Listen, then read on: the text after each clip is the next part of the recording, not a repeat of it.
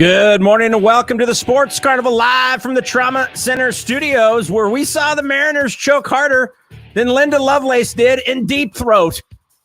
Here's your host, Dave Carney. Wow, coming out, shots fired at Coming out is right. Scott Service's Seattle Mariners absolutely blowing it last night. Wow, that's a great way to start off the show, buddy, because we've got a lot of friends of Scott Service's right here in the Cooley region. Scott Service, a proud Westby guy. But boy, those Mariners hadn't made the playoffs in, what was this, 21 years? Were we 21 years since the Mariners had last made the postseason? Yeah, I think it was 2001 was the last time they had success, and obviously they got out of the wild card. And then I didn't get to watch the game because, unfortunately, I was working. But I did get to listen to the game. And so it was one of those things where I'm trying to, work and listen at the same time. And I missed that walk-off home run. And so I wasn't sure what was going on. And actually at one point I was saying, hey, I might be joining the bandwagon here, because everybody, of course, surrounding me is a Mariners fan. And I hate homers, not a big fan. So I like to be the contrarian. But they ended up choking. So I'm actually kind of happy. Is that sad to say? That is sad to say because, well, that's just you. That's the nature of your personality. Chad and I were at a basketball game in Vegas once. It was a summer league game. It was Ben Simmons, D'Angelo Russell's first matchup against each other. My kid's like 8. And, the Lakers are getting smoked. And Chad looks at him and says, I just want to let you know, this is what being a sports fan's all about.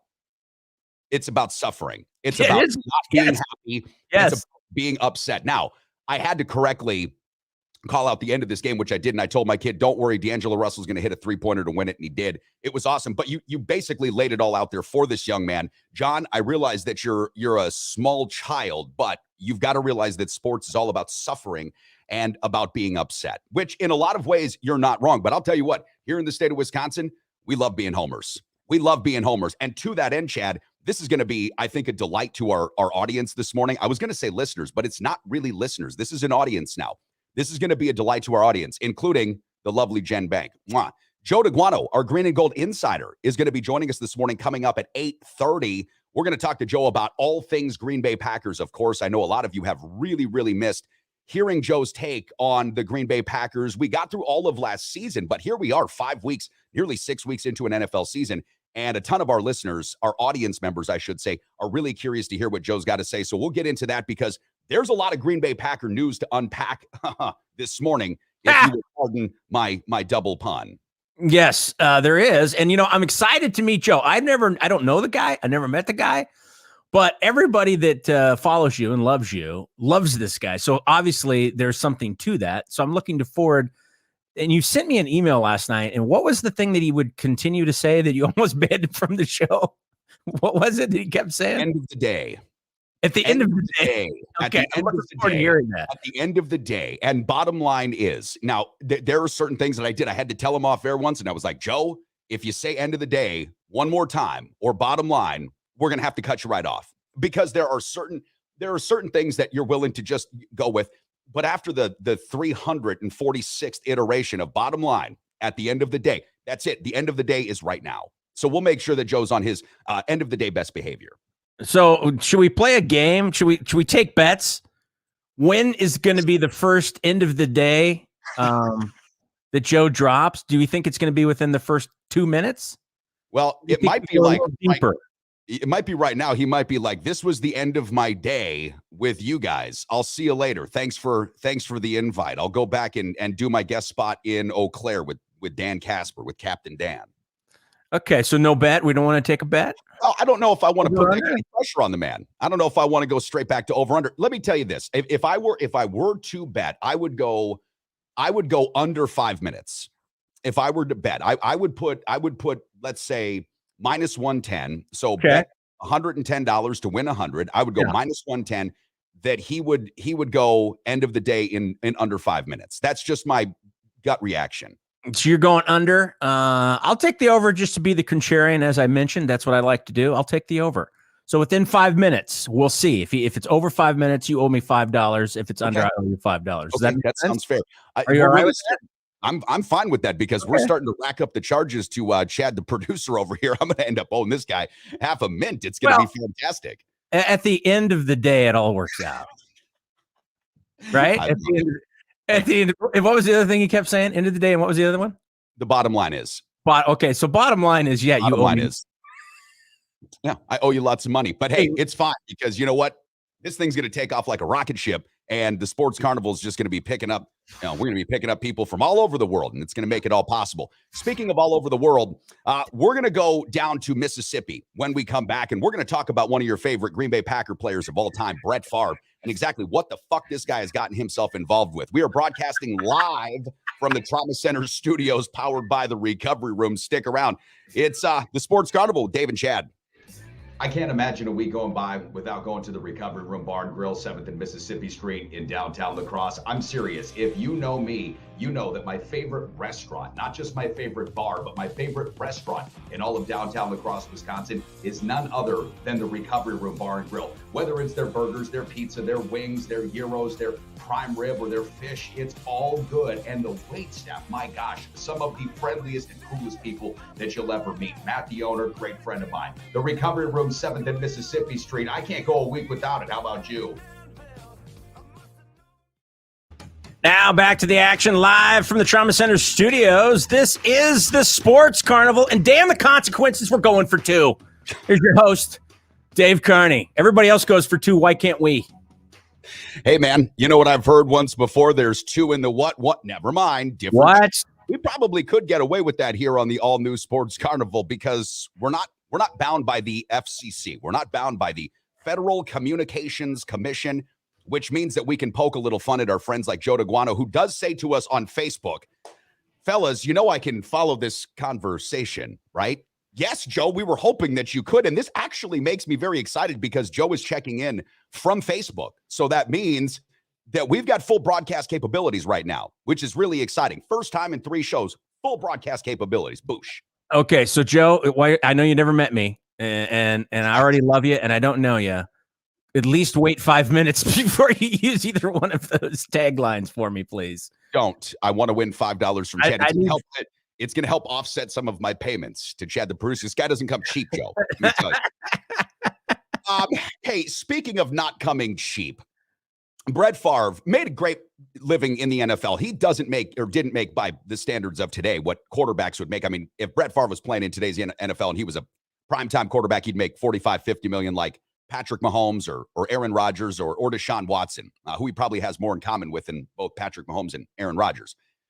But Brett Farve in his post-career has been a little bit less than, how do we say this? A little bit less than stellar as a guy on a lot of different fronts.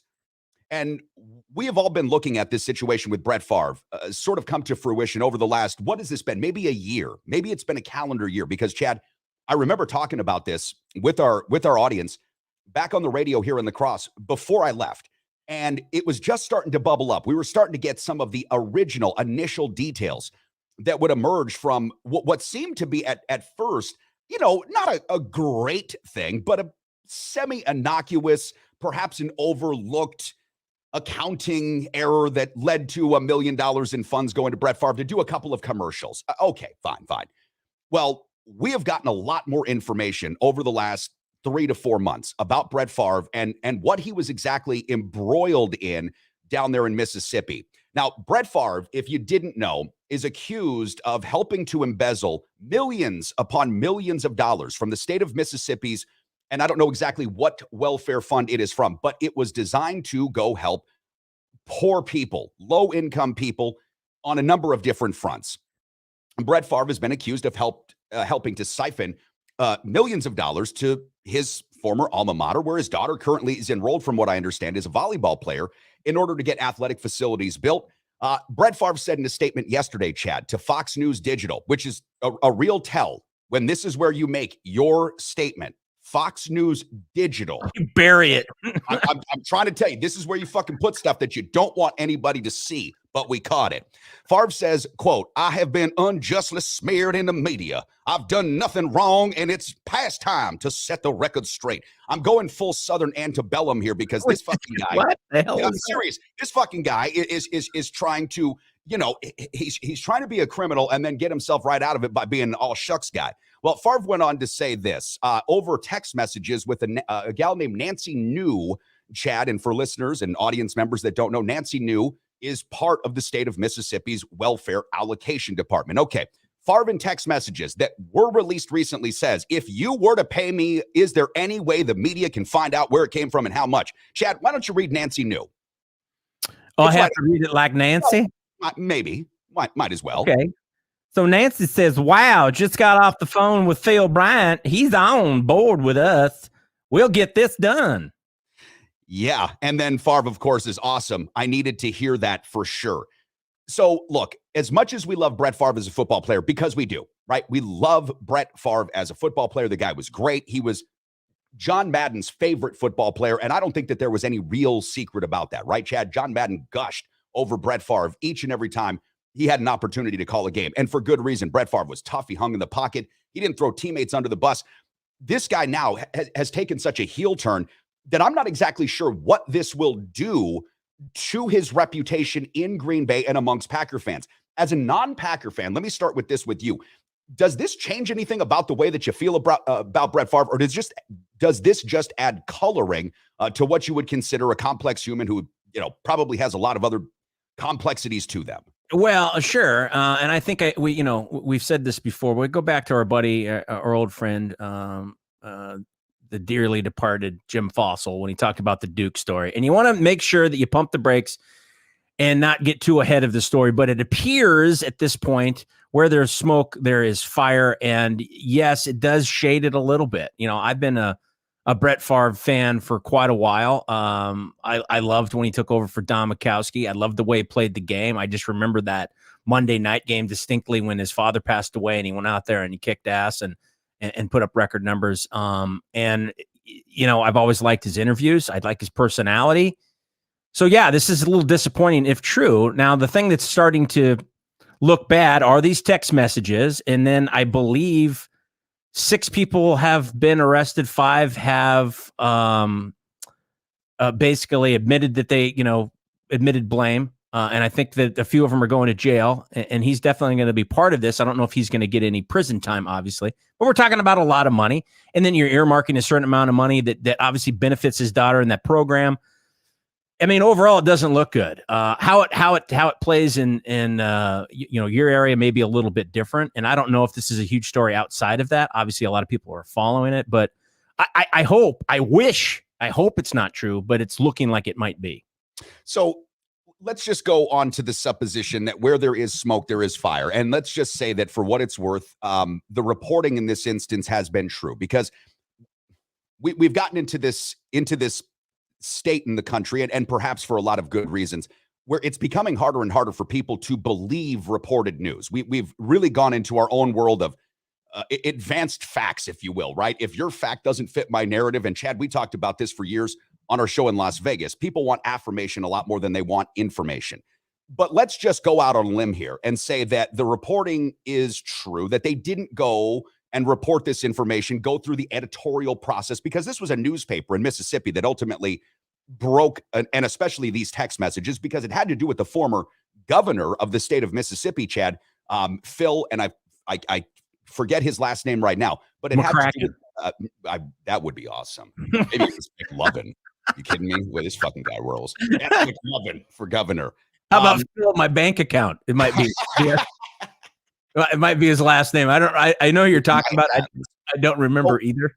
Look, we'll just assume that the paper got this right, that they found this stuff, that they went through an editorial process. Their editor said, yep, we're going with this because you've given me sources and we've got a whole lot of corroborating information and evidence. And like you've mentioned, this is not clandestine operations here. There are already people who have gone to jail, at least initially arrested. I don't know if they're currently sitting in jail. We understand these are white collar crimes. It doesn't exactly work the same as a smash and grab at a liquor store. But the point is this: there are people already who are seeing their heads roll because of what we had happen here. I think that Brett Farve in all ways is trying to do what has become the new normal, at least seemingly, when you get in trouble in this country. It used to be, hey, beg for forgiveness, because this is a forgiving place and people love second chances and they love comeback stories. Now it is complete denial. You are supposed to lie about this until there is no quarter left except for you to lie about whatever it is that you're pushing. And then you have your ardent supporters or you don't, and you live in your own echo chamber, and that's it. Brett Favre's going to get exposed, but I don't know that he'll ever fully admit to it, even if he is completely guilty. Yeah. Well, one thing to keep in mind, you can't just, if you're a newspaper or, a TV station, you can't just throw allegations out there and throw rumors out there without repercussions. There could be a defamation lawsuit. So if as he says, this is completely false and BS and made up, well, guess what? Then he needs to be getting a lawsuit together and suing this newspaper for putting out this story. So we'll see what happens. If we see a defamation lawsuit come and he wins the defamation lawsuit, then I think that would probably clear his record. But if what I think is going to happen and it just kind of fades to the background at some point and he pays a fine or, whatever he has to do, community service or whatever, then I think we could probably assume that where there's smoke, there's fire. Yeah, and I think that that's what we'll end up seeing happen here. I know that we're talking about this in such a dramatic way because, look, this is a dramatic story, and it's on the front page of every single sports publication in the country this morning. If you don't believe me, go check. You look at ESPN, SI, the Wisconsin State Journal, Milwaukee Journal Sentinel. You'll find the story everywhere this morning because it is big news. If Brett Farve eventually does settle, which I think he's probably going to have to, and look, I'm not an attorney and I don't have any particular insight to this case, but it looks like the preponderance of evidence goes against Favre in this particular case. No, by the way, Matty Ice, that will not jeopardize his Hall of Fame status. They can't kick anybody out of the Hall of Fame. O.J. Simpson committed double murder, and he's still got a bust in Canton. He's fine.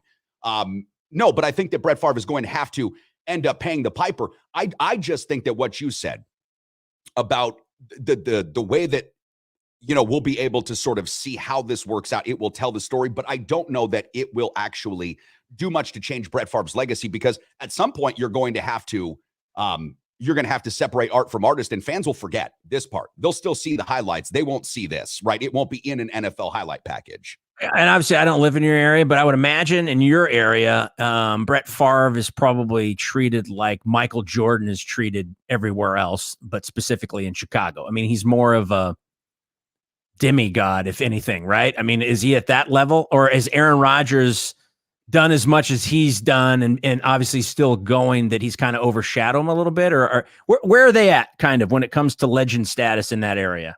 That's a good question. And I've vacillated on this. I think that Aaron Rodgers, for a number of reasons, has alienated a lot of Green Bay Packer fans over the last couple of years because of his, let's just call it what it is, very non-Midwestern stance on things. Aaron comes from California. He's California cool. He big time people a bit, right? I mean, it is what it is. And listen, Brett Favre and Aaron Rodgers, I think for Packer fans, will always be looked at as titans of the game. I think that when Brett left initially, and I wasn't living here at the time, but I remember you and I covered this story when he went to the Jets. When Brett left initially, there was a lot of hurt feelings. When he went to the Vikings, it was absolute. You were basically lighting gas or pouring gas onto an already burning ember, and it sort of exploded. Now it's tamped down a bit. I think Packer fans have readjusted to what Brett was, what he meant to them, 2 Super Bowl appearances, a Super Bowl victory, and all those fun times. But I don't know, Chad. I really don't. Brett's not a guy from Wisconsin. He's from Mississippi, played here. And then he's had so many dalliances that kind of go against the antithesis of Packer fandom. And then for Rodgers, like I say, he kind of big times him. I think Packer fans appreciate these guys both, but I don't know if either of them are demigods like John Elway is in Denver. This man is he's beyond reproach in Denver. You can't even say a bad word about John Elway, or else in your mirror, like if you say something bad about John Elway comes out and kills you. Like in Denver. That's a thing. Well, obviously, you guys have, or you guys, I'm adding you to the team, by the way, because I know how everybody speaks. Listen, I'm all in now, man. I'm all in. You have quite a history, right? So obviously you start with Bart Starr, and Bart Starr was a legend forever and, won the first 2 Super Bowls and, did all those amazing things early on. And that's really part of the history of the team. And then Brett Favre came along and kind of not overshadowed, but became an equal to, I would imagine, in that area. And now you've got Aaron Rodgers. So you've got 3 guys that are legends within this team. And I'm just wondering if this story, whether it ends up being true or not, I would imagine even if it's true, if it does become true, that is going to diminish his legacy a little bit. And so maybe Aaron Rodgers moves up even a little more without having to win another Super Bowl, as you keep pointing out, because he hasn't done that. 4 MVPs, great. 1 Super Bowl, not good enough. No, it won't be looked at as good enough by Packer fans and really sports fans in general. If Aaron Rodgers doesn't win or go to another Super Bowl, there will be a number of people, and I'm not saying this is going to be wrong, but there's going to be a number of people that say the career wasn't fully fulfilled, right? There was not a fully fulfilled career. I do like that Joe Daguanno, who will be joining us coming up in about 10 minutes, our Green and Gold Insider, he's chiming in, talking about the aforementioned Bart Starr. He says, I'll take 15 over 4 and 12 any day. And it's interesting because Joe's had this conversation with us on air, Chad, throughout the years. And there is something about Bart Starr. Now, he wasn't the kind of quarterback that you would see today. Bart Starr would probably a lot more resemble Trent Dilfer than he would resemble Aaron Rodgers or Brett Farve. But Sure. Bart Starr was a leader of men. He was somebody who not only won those first 2 Super Bowls, but a number of NFL championships. And he was one of those guys. And this is what we talk about with football. And you played in the trenches. You were an offensive lineman, right? Defensive lineman. A I defensive got lineman. smart enough to be an offensive lineman. I had to remember too much stuff. Fair enough. That's a good point. I think you told me that one time. But, there's always those guys that you want to go into the trenches with, right? There are those alpha dogs or whatever. And if you're, a women's athlete, same thing. There are those girls that you want to, get in there and really follow. And I think that's what Bart Starr was. He reminded me a lot of what Jim Fossil used to refer to the NFL game as the game of inches, but also a lot like a military strategy. And Bart Starr reminded me of a general. He was an actual field general. So, Joe, I like that comment. Yeah, and I think Rod Dog has a good point here. It depends on which age demographic you ask. So obviously there's recency bias, right? So if an older fan may say Bart Starr, where I would imagine people our age, in their 40s and 50s are going to probably say Brett Farve, and people that are younger that don't know who Bart Starr is and they've heard of Brett Favre, but they think he just sells Wrangler jeans are going to say Aaron Rodgers. So don't forget the copper fit. In copper fit. Which obviously is necessary as you get older. I have copper fit as well. Do you? I have a copper fit for my cock. Too much information. Is that right? We saw Foreman mention that, right? Maybe that's what he should get. He's like, maybe he's got a copper fit cock sleeve or something. Yeah, that's something. You never know. Listen, if you're Brett Favre, you probably should have worn that before you sent that original text picture to that lady. That's why I mentioned that Brett Favre and Deshaun Watson might have a lot more in common than Brett Favre and Aaron Rodgers or Brett Favre and anybody else, really, because it seems like him and Deshaun Watson, they can't get enough of those massage therapists, man. Well, everybody likes what they like. I will say this, though, as far as watching and excitement and sometimes frustration, Brett Favre is probably, out of those 3 quarterbacks we just mentioned that are all Green Bay Hall of Famers, all Green Bay legends, Brett Favre was the most exciting to watch because you never knew what you were going to get, right? And he threw a lot of balls he shouldn't have thrown, which miraculously a lot of times made the connection. But a lot of times, he threw interceptions and did stupid stuff, but he left everything on the field. And I think that's something that most sports fans appreciate, is not only when you're the star, but you're also the guy that hustles more than anybody on the team. Kind of reminds me a little bit of like a Larry Bird type. You know what I mean? They'll do anything to win. I'm not saying those other 2 guys weren't like that, but I think Favre exemplified that more than anybody. I tend to agree with you on that, on that. And if for no other reason, Wisconsin fans, Packer fans, folks from this region, right, that enjoy the black and blue division, the true North football, right? The Bears and the Packers are essentially what NFL football was started as. And so there is a sort of tough tradition. And I do agree, Brett Favre, he exemplified that so much. That's why he was John Madden's favorite football player, not favorite quarterback, but favorite football player, because that's what Brett Favre was. And then this is something that I don't think that Aaron Rodgers isn't a football player. He's as tough as they come now. He doesn't wear a rib jacket, right? He doesn't wear a lot of the kind of protection that quarterbacks today wear. But from an excitement standpoint, absolutely. Favre was so unsurgical and so beautiful in his broad strokes, where Aaron Rodgers is very surgical and does remind you of somebody who, let's say this, you've got like a Van Gogh painting, and then you've got somebody who can do incredible landscape work, and it looks like one of those actual pictures, right? You've got one that's very artistic and you can tell it's a painting.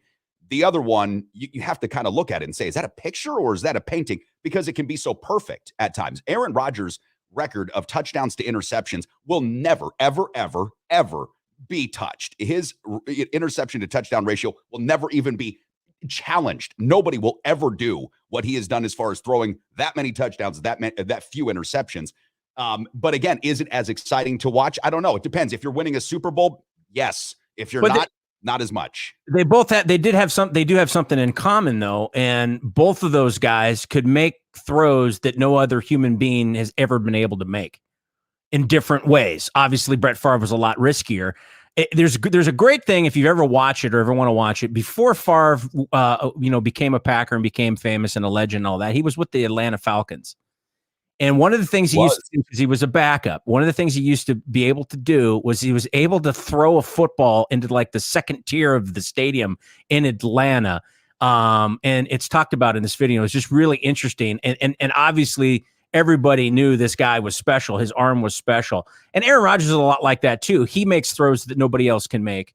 I know there's been a couple of guys that have stated, to young quarterbacks, if you're going to watch film, don't watch any Green Bay Packers film, because you're going to watch Aaron Rodgers do things and you're going to think you can do it and you cannot do it. It's not possible. So don't even try. And I think Favre was a lot like that. Obviously was more of a risk taker though.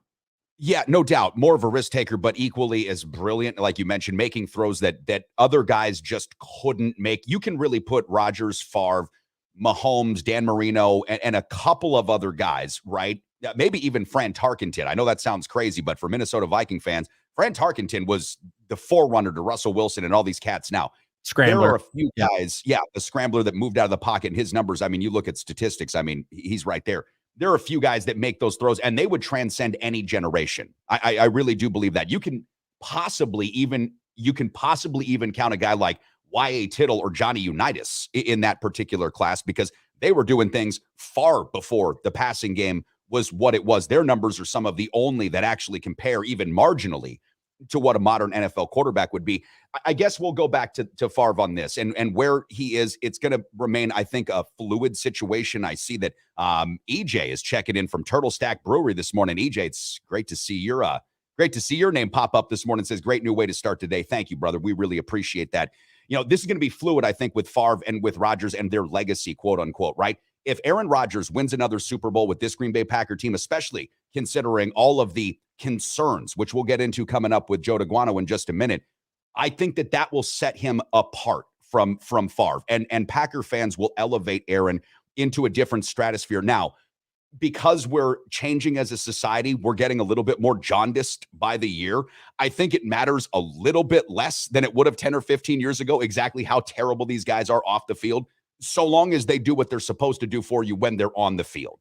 Well, the one good thing I think that Brett Favre has on his side is that the news cycle changes so quickly nowadays. I mean, this will be on the radar for about 35 seconds, and then it'll move forward, where maybe, 10, 15 years ago, it might stick around a little longer and might have more of an impact. And obviously, this is all assuming that what we are reading is accurate, which at this point, it is looking like it's headed down that road. But again, I go back to the Duke lacrosse story. Pump the brakes. Let's let this thing breathe a little bit, see where it all lands. Again, there may be, if there is wrongdoing, obviously there's going to be consequences. But if this is a, fake news story, there also will be consequences with defamation possibilities as well. So I guess we'll wait and see. But yeah, let me just put on top of that. I'm wearing my recovery room hat, even though today our proud presenting sponsor is Kyle Cable, One Trust Real Estate. If you're looking to buy or sell a house, maybe you're a first-time home buyer, you're looking to list right now because you've got something going on and you need to sell your house, Kyle Cable, One Trust Real Estate is the official real estate agent of the Sports Carnival. Look, when we come back, we'll get into more Green Bay Packer chatter and conversation. If you bury something on Fox News Digital, my thought is that you're probably guilty. I'll say that. But when we come back, we'll talk to Green and Gold insider Joe Daguanno. You've missed him so much. We'll talk about OBJ. Is he coming to the Packers? And what about Devontae Adams and that wild push on Monday Night Football? You're listening to the Sports Carnival, broadcasting live from the Trauma Center studios. Preferred Insurance is the official auto, home, business, flood, and life insurance agency of the Sports Carnival, serving folks in La Crosse and surrounding areas with licenses in Wisconsin, Minnesota, and Iowa. As an independent insurance agency, Preferred Insurance is free to find the very best insurance for you, your family, or your business needs. Call my friends at Preferred Insurance today and set up a free consultation. Remember, working with an independent agency means Preferred Insurance works for you, with you, to find the best solutions at the best prices. Now more than ever, if you're looking to buy or sell your first home or perhaps an investment property, you need a full-time dedicated real estate agent who is up to date on all the latest trends and analysis and is ready to give you the kind of service that you deserve. That's why the official real estate agent and the official real estate partner of the Sports Carnival is Kyle Cable of One Trust Real Estate. Whether you're looking to buy or sell your first home, or perhaps you are a seasoned investor, call the official real estate agent partner of the Sports Carnival, Kyle Cable of One Trust Real Estate. Now back to the Sports Carnival live from the Trauma Center studios, where roughing the passer has gotten so out of hand, Brett Farve is flagging the media for his welfare scam. Now here's your host, Dave Carney. Yeah, baby. Welcome back. Sports Carnival rolling on live, Facebook, YouTube, Twitch, and Twitter. We are full go on all of our platforms, and really excited to welcome in a good friend of the show, a good friend of mine, Chad, somebody who will become an excellent friend of yours, none other than the Mad Man of Madison, Green and Gold Insider, Joe Daguanno. Joe, let's just go right here to start. I've missed you so much, buddy. The folks around La Crosse have missed hearing you so much. I know we're only coming up on 6 weeks into an NFL and a Packers season, but I feel like the entire region is wayward and lost without your stewardship. Thank you so much for being part of the program, man. How the fuck are you? You know what? I'm good. And Chad, good meeting you, bud. Nice meeting you. And here's the thing. So I listened half an hour ago, the over/under. So I think I'm gonna change it up on you both. Okay. So I'm gonna say, instead of saying the two catchphrases that I got, I'm gonna merge them together. Oh, good. It's a push. And I'm gonna from this point forward, I'm gonna say, at the end of the fucking bottom. That's what I'm gonna say. That's gonna be my catchphrase from now on. That's going to be my go-to. It is at the end of the fucking bottom.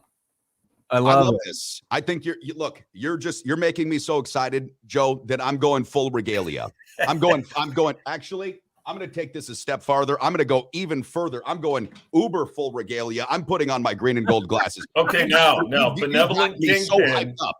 Here's the thing. Benevolent Kingpin, and Chad, that was my name for Dave, that he is the Benevolent Kingpin. We just all kind of live in his world. It's not quite Charlie Cox, but there we go, man. Some Packer shades. I'll play the role of Charlie Cox as Daredevil. And again, we're going to get to the fucking bottom. That's what we're doing. Boosh.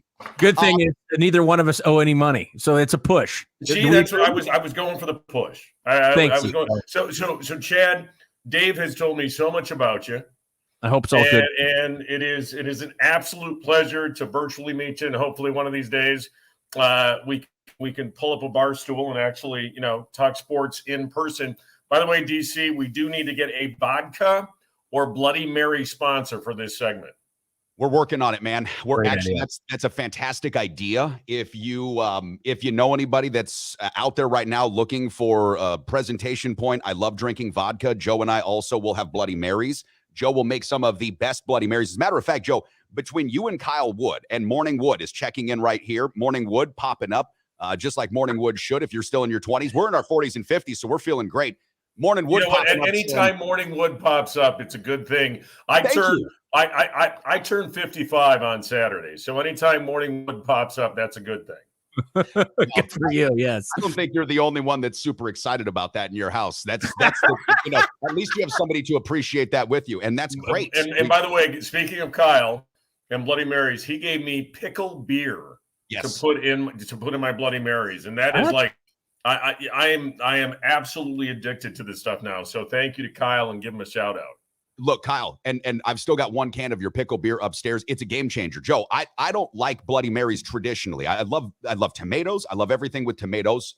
I just don't love the tomato juice in Bloody Marys, except for when I was introduced by Morning Wood, Kyle Wood, this pickle beer, which he gets from like Texas or something and brings up or has brought up from to Wisconsin. It's fantastic. Joe, let me ask you, I'm going to let you this is going to be dealer's choice here because you're our green and gold insider. And like I've mentioned, we can see the comments popping up here. People are so excited that you're back on with us. Where do you want to start? OBJ or Davante Adams? We've got a potential wide receiver the Packers maybe want to try to get, and we've got a former wide receiver that looks like right now, I wouldn't say that he is having buyer's remorse with the Raiders because the Raiders are playing good. They're just losing.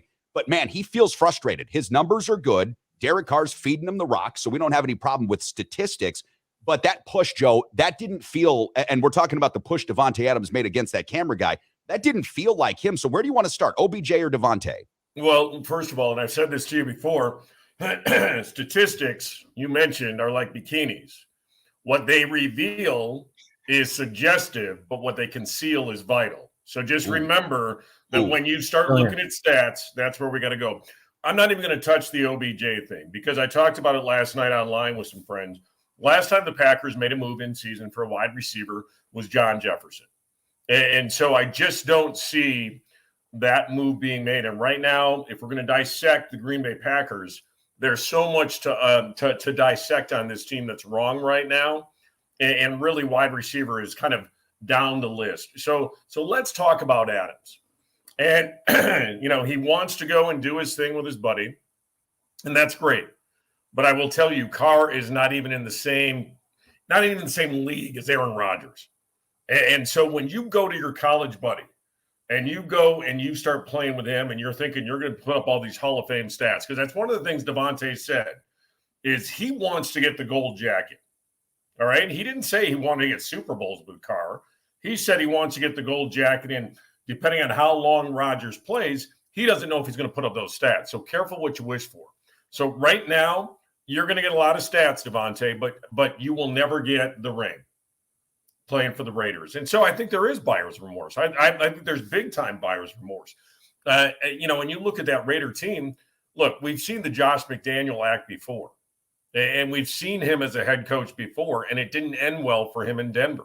And I just don't see it ending well with the Raiders. And so, look, Davante fucked up. He fucked up when he shoved the photog at the end of the game, and he fucked up. The bottom line, though, for him, and there you go, guys. Had to say bottom line. Okay, we were at 7 minutes, so you're good. Dad, I owe you $5. I was going to say, when did I get it in? I wanted to get one in today. So that's beautiful. So here's the thing. When you are frustrated like he was, you just can't do what he did. You just can't. And you've got to control your emotions much more. And Davante Adams in Green Bay year after year won the Tom Mulhern Good Guy Award from the local media in Green Bay. This was a guy that year after year, matter of fact, 2021 was unanimous from the local media. And so this was a guy I think that people respected, people looked up to. And the bottom line again is that he's in a tough situation.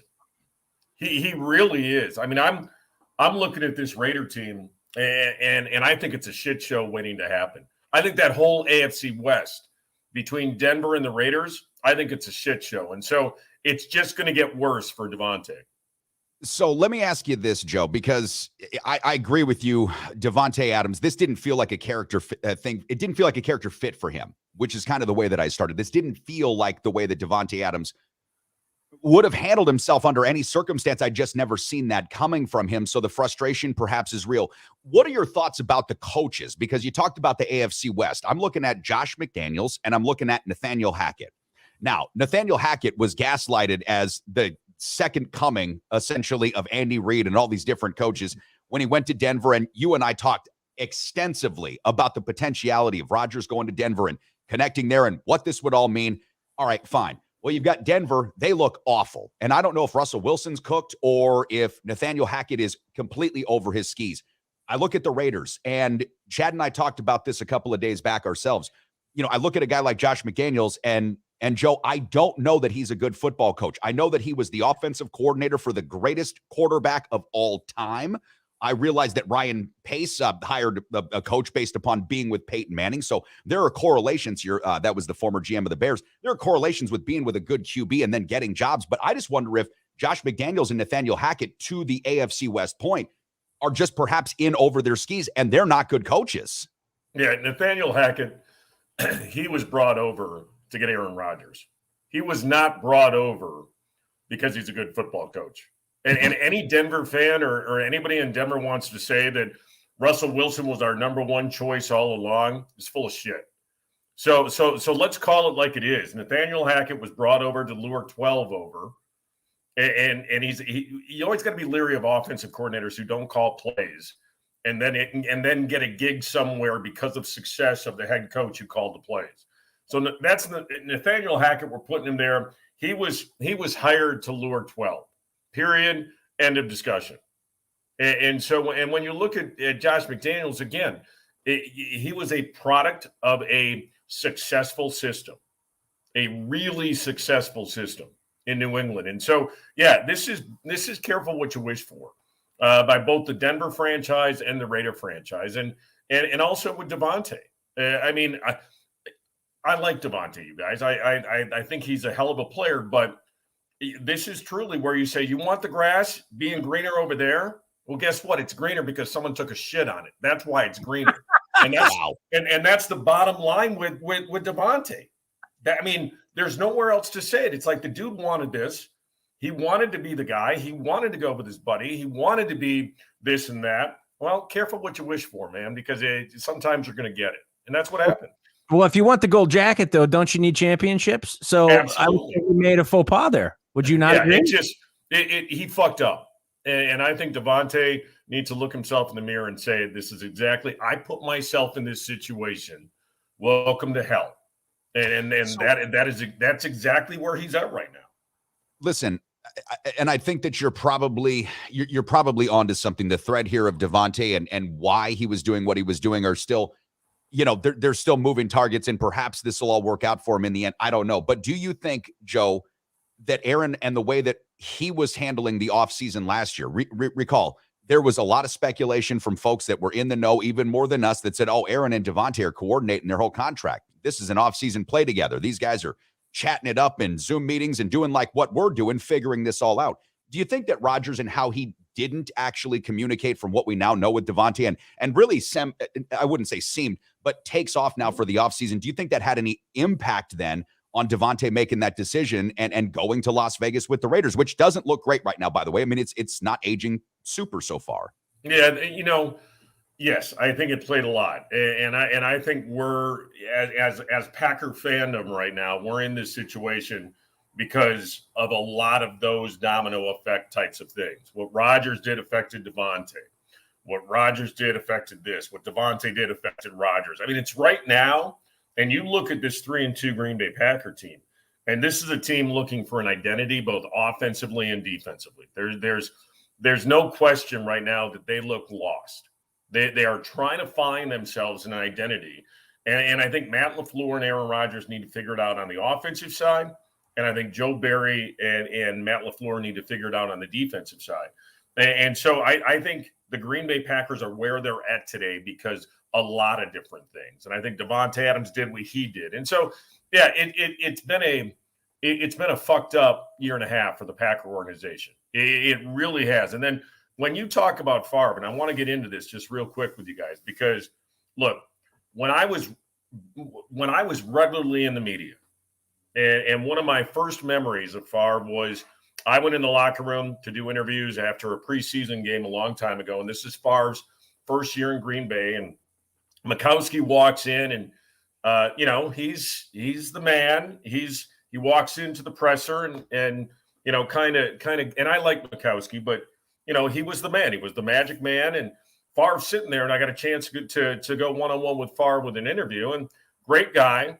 And then I started hearing the type of person Favre was and who he is. And I always said this. I don't care what you do Monday through Saturday. As long as you win games on Sunday, I don't give a shit what you do as long as you're not hurting other people. And I know what Favre was doing back in the day. I have friends of mine's wives who have situations with Mr. Favre. I have friends of mine's girlfriends who had situations with Mr. Favre. And so I know what he was doing Monday through Saturday. But my caveat was always, don't fuck with other people. Don't hurt other people.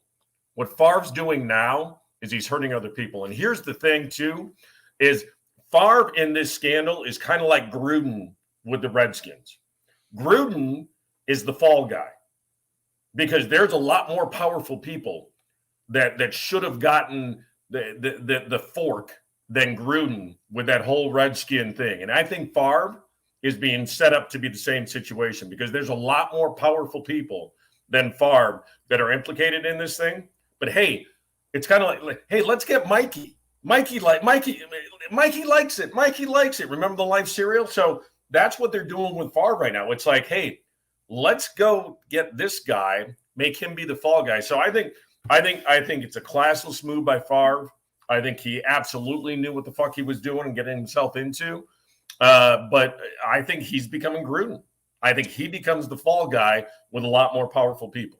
And you know what, Joe, we'll kind of leave it at this for now because there's a lot more to come from this situation. You and I began reporting on this Brett Farve story when we first started hearing about it, even into last season. So we'll definitely be able to keep up on this. But look, to your point about Favre taking the blame, the most famous fall guy is generally the one to go down, at least in the public side, right? And John Gruden, I'm sure he did deserve to be fired, but the way he did I don't know. You might be onto something with how Favre is going to take the fall for, well, the former governor of the state of Mississippi and others. Joe, we're going to let you go. I can tell you because I'm looking at the comments popping up. Joe V says he thinks he's the only one that didn't have a situation with Favre. Jim Haggerty, happy to have you back. Everybody's super stoked to have you back, brother. We'll talk to you next week here on the Sports Carnival. All right, real quick, Chad, good meeting your brother.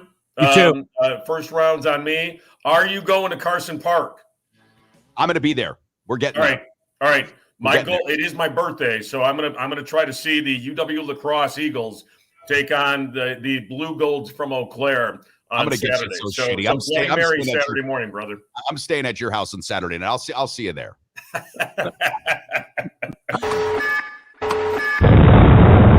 Hello, this is Professor Fission for Nuke and Nuke Light, the world's first nuclear beer. Brewed and nuked in 1956 and recently found in Warehouse 14. How's it still fresh, you may ask? Well, thanks to our friends Cesium-137, Stromium-90, and Plutonium-239, these beers will stay fresh for another 90 years. Not only does Nuke and Nuke Light have 10 times the kick, but you're sure to be a hit at the party because it helps your urine glow in the dark. Nuke and Nuke Light. Pick up a case today before it melts through your grocer's floor. And Duluth Care. Yummy.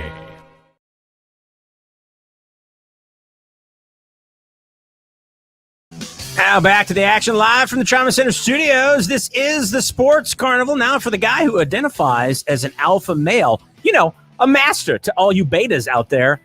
Here's your host, David Carney. I would like to remind you, Chad, that I am not only the alpha, I'm also a cunning linguist. So for those that have been wondering how skilled is Uncle Dave, very skilled. I do want to say, Chad, thank you to our friends at the Midwest Mortgage Team, Michael Garcia and Todd Vercuse. They are the official mortgage lending sponsor of the Sports Carnival. Right now, the lending industry is up in the air. We don't know if you're a regular person out there, what's coming, what's going. This is why you need a person or a team like the Midwest Mortgage Team, Michael Garcia and Todd Vercuse, to help you navigate the ins and the outs of what's to come. What are these interest rates going to look like today? What will they look like in a couple of months? Start your preparation for home purchasing or home selling or perhaps investing with our friends at the Midwest Mortgage Team, Mike Garcia and Todd Vercuse. I also want to say what's up to Preferred Insurance of La Crosse, the official insurance provider of the Sports Carnival. Auto, business, home, life, flood. Preferred Insurance of La Crosse is your insurance agency. Give them a call. And of course, thanks to our friends at the Recovery Room, sponsors of the Trauma Center Studio, and Kyle Cable, One Trust Real Estate. Kyle, as soon as you get me a hat, I'm going to wear a hat on your day. So yesterday I wore the Midwest Mortgage Team hat, was wearing my recovery room hat. We did that on Monday. The sponsors of the show, as long as they hook us up with swag, are going to get that swag shown with us here on the show. Speaking of swag, I know I am 6, 7 states away, but yeah, send it some my way because I'm wearing like stuff that only is applicable to this area. So it looks like it would be applicable to this area, though, Chad. See, one of the things that I've told audience members about, now I've got to get myself out of saying listeners because this is different. One thing that I've told audience members about with respect to you, because I just gush. I'm like, oh, look, it's my friend Chad. So you would actually, you look like the guy that's from Wisconsin. Like I look like this, where did I come from? You look like the Wisconsin guy. The hat, I don't know what the fuck it says on there. Looks like the hat from Wisconsin. That's a Wisconsin hat. You're the guy from the future because everybody in the future, after 2030, everybody will be bald. You know that, right? I do. And we're always going to wear schmucks where everybody's getting the Hillary Clinton schmuck. Yeah. Yes. Actually, the schmuck is better. Yeah. I think so. I mean, really, let's go back. We've been wearing schmuck since time immemorial. I mean, if you think about, rolling through the Sahara Desert, okay, it's hot. You just wear a really long dress. The guys up in Scotland, they wear the dresses, right? I mean, like everybody's just wearing like kind of a schmuck. Now, I don't know if Matt from the recovery room has ever worn a schmuck, but I can see him definitely pulling off a hell of a dress. This guy's got a pristine figure. Matt says, great show, gents. Thank you very much. And again, thanks to our friends at the recovery room who power the Trauma Center studios, both here in La Crosse, Wisconsin, and out there in parts unknown Washington. Chad, I know that Joe Daguanno didn't want to get into the Odell Beckham Jr. Fray. I do. And if you would be so kind as to pull up a piece of graphic here that we can share with our audience. I just want to talk about this a bit because I know that, look, the Packers aren't normally inclined to make big moves mid-season for kilts. You're right. They're called kilts. I know they're not schmucks. I know the Packers don't normally make moves like this for receivers in season, but Odell Beckham Jr. last season was an in-season acquisition for the Los Angeles Rams, and he played pretty darn well for those Los Angeles Rams. Matter of fact, if he wouldn't have been injured in the Super Bowl, there's a very realistic possibility that not Cooper Kupp, but Odell Beckham Jr. is the MVP of that Super Bowl. Yeah. When we look at where the Packers are at right now, and we know that Joe Daguanno, our Green and Gold insider, is much more in the know than probably even we are. The Packers have a lot to work on. There's a lot of identity that needs to be worked out with the Green Bay Packers. They're 3-2. Aaron Rodgers was asked about this recently when the question about Odell Beckham Jr. was posed to him. Quote, first, he's not healthy yet. I don't think. So I don't think there needs to be a comment until he's healthy. He goes on to say, but really that's a question for general manager Brian Gutekunst. Rodgers did continue. I'm always going to be for adding anybody to our squad who can help us win, whether or not we need an OBJ. Who knows? But I like the person, love the player, and just want him to be healthy, honestly. He's been through a lot the last few years, and that's the most important thing. Yeah, right. The most important thing is winning Super Bowls, like we just talked about with Joe Daguanno. It's all about the hardware in the NFL. That's why PEDs in the NFL are a 4-game suspension. Chad, Major League Baseball, they sit you out for 80 games, half a season. In the NBA, they sit you out for 20 games. Football is about the numbers and getting those Super Bowl victories or victories in the regular season, the playoffs. That's the only, not the 1 or 2 focus. That's the only focus. So if Odell Beckham Jr. can help the Packers, I think the Packers should explore it. Look at what he did with the Rams in 2021. 48 catches, 593 yards, and 7 touchdowns in 12 games, including the postseason. Not bad. That's not bad. And this guy definitely knows how to play in cold weather. I realize the Cleveland experiment didn't work, but Baker Mayfield is fucking awful. And it was never going to work because he's not good. You looked at what he did with a guy like Eli Manning, say what you will, but he had an elite arm. And then you look at what Matt Stafford was able to get out of him last season. This guy would be perfect for the Packers. Now, I realize he comes with baggage, Chad. If I'm Green Bay, he's healthy, and he even entertains the idea of leaving Southern California, which I don't know that he would, but if he entertains the idea of leaving Southern California, if I'm the Packers, dude, what do we need? What do we need to do to get you on board? If you're going to put Aaron Rodgers and Odell Beckham Jr. on the same field, you've got 2 unicorns playing catch. And these guys are exceptional athletes, and they can do things that other players just can't do. So obviously that would be a feather in their cap. And if you're Aaron Rodgers, yeah, why not add another weapon? But I don't know if you saw that article that I sent to you from Bleacher Report, and it talked about the Green Bay Packers falling in love with the pass and falling too in love with the pass and not relying enough on their backs, Jones and A.J. Dillon. And I think that there's something to that as well. So you don't necessarily have to go out and get a guy like Odell Beckham Jr. to right the ship. I mean, that's always going to help you. But I think that sometimes everybody overly focuses on it because of Aaron Rodgers' talent. You just think, well, we got to throw the ball. We got to throw the ball. And analytics say, obviously, a 15 or 20-yard pass is going to be better than multiple runs to get the same amount of yardage because, that's the quicker the better. But there is something about, balancing the clock, having the defense out on the field too long. So there's a lot more to it than that. But yeah, if you got an opportunity to add a guy like that, why wouldn't you? I think every team would entertain that. I think that every team should entertain that. Again, I don't know that OBJ is ready to leave Los Angeles. Jimmy the Haggerty of Stone Distribution fame was checking in here on Facebook and says OBJ has been dropping hints that he'd love to play with Aaron. Sure. But it's like under what circumstance and for what money? We understood that last year, Chad, the Packers did make a run at OBJ before the Rams ended up landing him, but didn't offer him the same kind of money that the Rams did, didn't offer him the same kind of incentives that the Rams did. Now, to your point about the past, look, I've asked this question a number of times. Who's more in love with the past, Green Bay Packer fans or the South? Because there is a real debate amongst myself about like who worships the past more. Wow. Because if we're starting to talk about stuff from when guys had 2 or 3 jobs, I'm out. Okay. My whole stance is like this: pre-integration of everything, I'm not counting shit. Okay. Because it just wasn't fair playing field. We're not going there.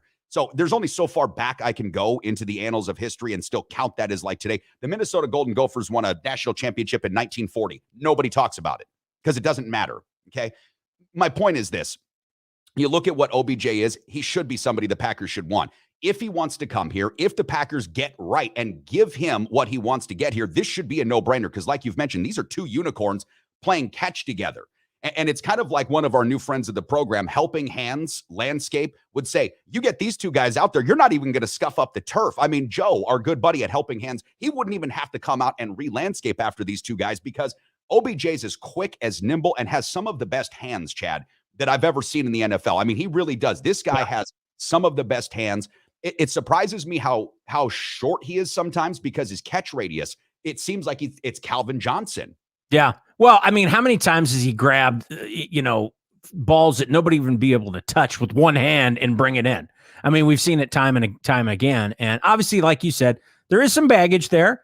So you do have to consider that if you're weighing the possibility of bringing him on your team. But again, I think if you have the opportunity, you got to take it, but you can't rely strictly on the pass. I do think they've got some talented backs and they need to get the run game going. I don't know if you saw Matty Ice throw this up there, this day in history. 1979, Chris Ford hits the first 3-point shot in NBA history in the first quarter against Houston. Larry Bird also makes his regular season debut. Celtics win 114-106. I don't know if Matty Ice knows this, but I'm a huge Celtic fan and a huge Larry Bird fan. So thank you for putting that up there. He does now. And I got to ask you this. Wasn't Chris Ford the first coach for Larry Bird, or was Chris Ford later? Because I can't remember. When did Chris Ford take over as coach for the Celtics? Bill Fitch was his coach, and then it was Casey Jones. That's right. And then Chris Ford at one point after Jimmy Rogers. Okay. Not to nerd out. There's a bunch of names probably nobody knows, but Chris Ford wasn't necessarily a great coach, but he was a decent player. He was a decent player. The era in which Chris Ford started coaching the Celtics, though, was marred with just like tragedy. I think that's why I remember Chris Ford was early 90s. Reggie Lewis died playing basketball. Len Bias. I mean, good God, how much different would the Boston Celtics have been? ABC, DEF, GHIGK, elemental P Foreman, basically P12 Foreman, who has like the handle that every cop would choose if they were choosing social media handles, says Green Bay has no chance of getting OBJ. The prostitution size in Green Bay is as good as 130 pounds over his weight limit.